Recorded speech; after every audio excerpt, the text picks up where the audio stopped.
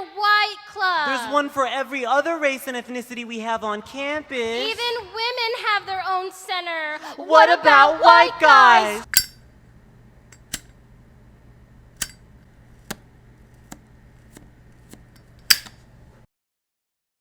I can't believe this is what I do for fun now. Because we're white doesn't mean we shouldn't have our own group or program. To me, this is racist. Even sexist.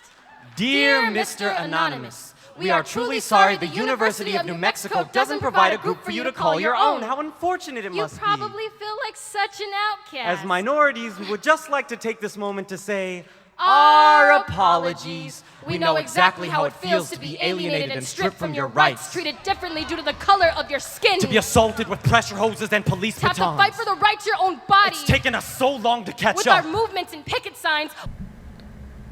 Do you, though? It looks like the both of you have lived a life of abundance and a lack of hard physical labor. The former applying to the right and the latter applying to the left. I'm willing to bet that neither of you had to fight for your right to get onto campus or into the university or even to get onto stage to complain about how you're so oppressed. I'd like to see an example. That would be really nice, but I doubt you actually have anything. Unless you were both adults in the 1960s when, race and gender laws were abolished. And if that's the case, damn, you guys have aged well. When was the last time white men fought for their equality?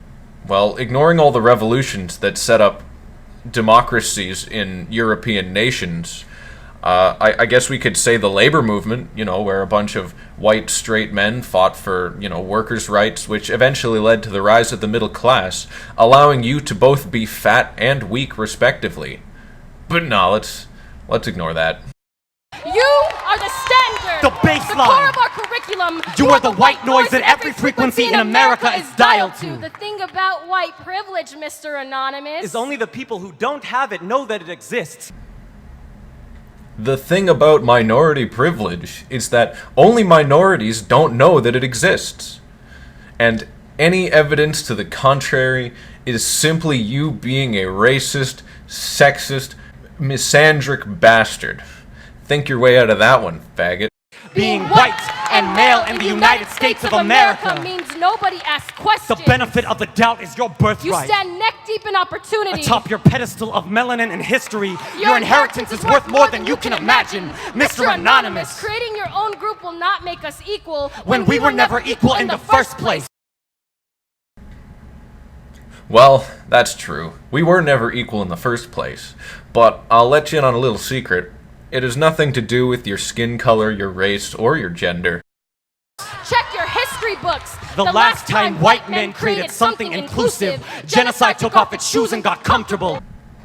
Fun fact, democracy and genocide go hand in hand.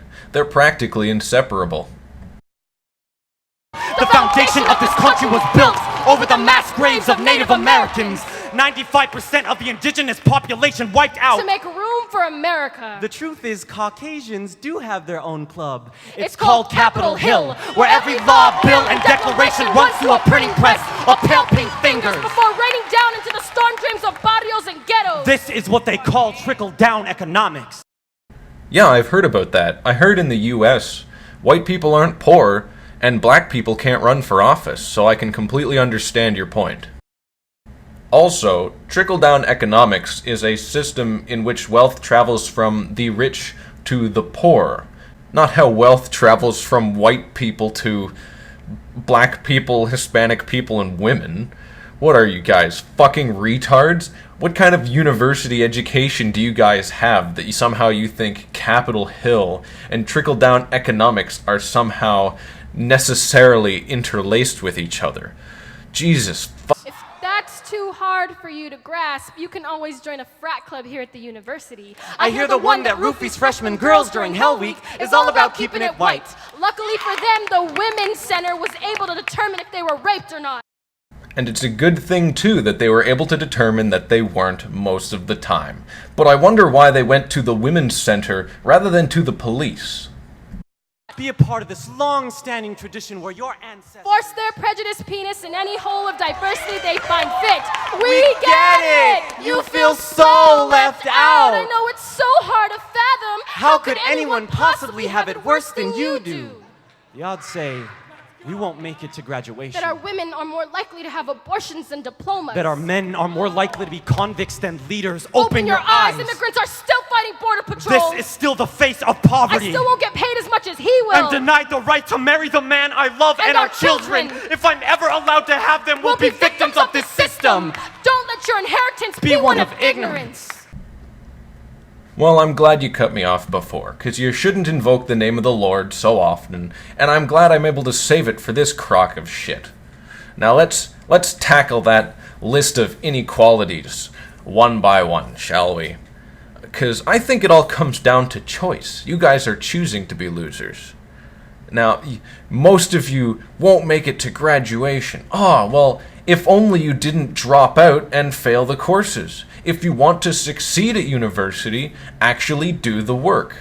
I've been in a university before, and I'll tell you, the people who failed and got kicked out were ones who either dropped out or didn't do the work, and it never had anything to do with skin color.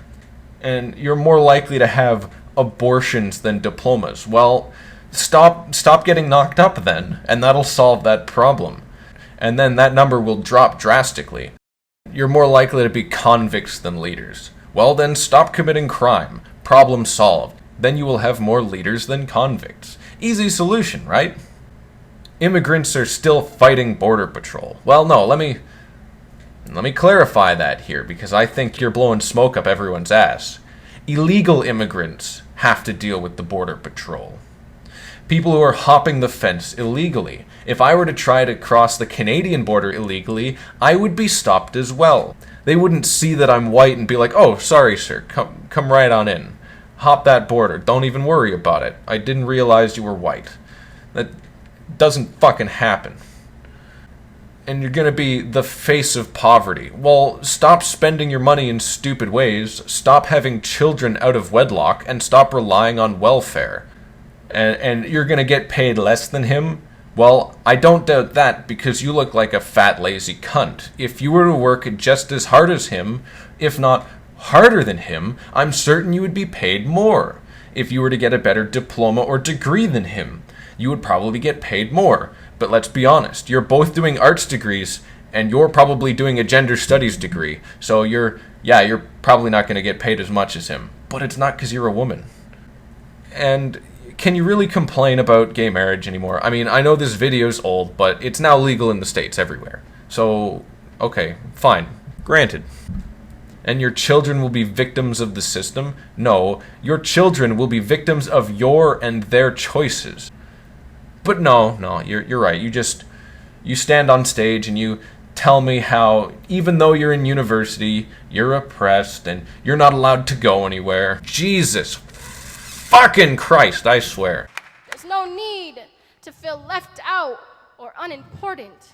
The first step to achieving equality is realizing the system is rigged. Still waiting for that evidence that the system is rigged, but no, you carry on. We are unbalanced. Our nation's equilibrium is broken. But not irreparable. You have the power to recognize us as allies. You can raise us up as easily as you can bring us down. We encourage you to move forward with us. Walk in our shoes. Be an outcast. An underdog. A revolutionary. Learn what it means to fight for what so many are entitled to. We cordially invite you to join us. And I cordially decline.